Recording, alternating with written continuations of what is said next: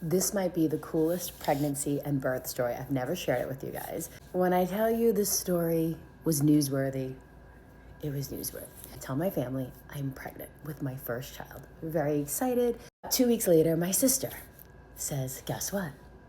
I'm pregnant also with her third child. Now we go to the same doctor, okay? Because we're sisters, that's what we do. Find out we're supposed to be 5 days apart. My sister's due date is May 15th. My due date is May 10th. Because it's my sister's third baby, yeah, obviously she's probably gonna go sooner. And that's exactly what happened. She started to, dilate and all of this, and the doctor gave her an induction date of May 8th. She was ecstatic. I was like, oh my God, please, can you induce me too? He's like, no. Well, guess what happened next? May 7th comes around. I start to go into labor. My sister is going to be induced the next day. And my sister, I call her up because she's my older sister. I'm like, Jessica, I think I'm in labor. She's like, what? You can't be in labor. I'm having the baby tomorrow. You can't have a baby today. I need mommy to watch my other kids. She can't help you. Like, she was mad at me. She's like, you did this on purpose. I'm like, no, I did. I swear. I call up my doctor and he's like, listen, this could take a while.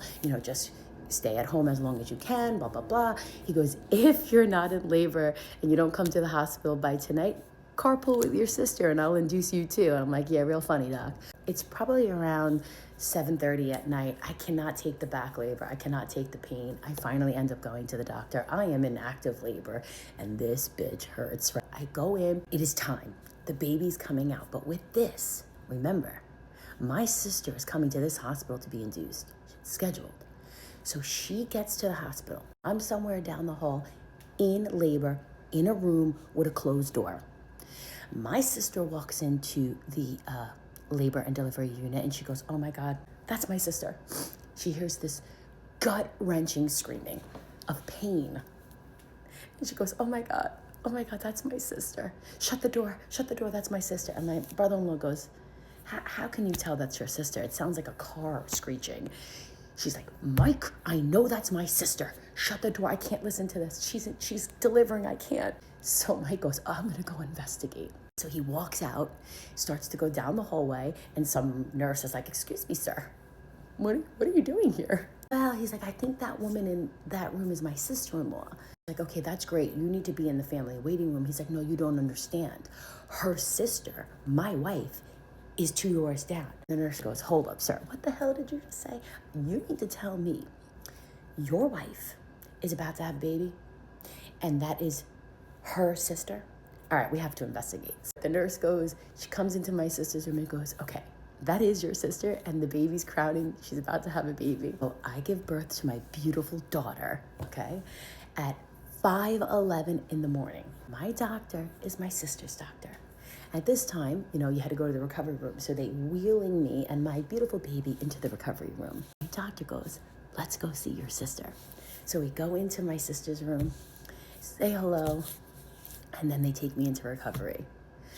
At 10:13, my sister gives birth to her daughter. And then they put my sister in the same recovery room with me. And then they put us in the same room together. It was unbelievable.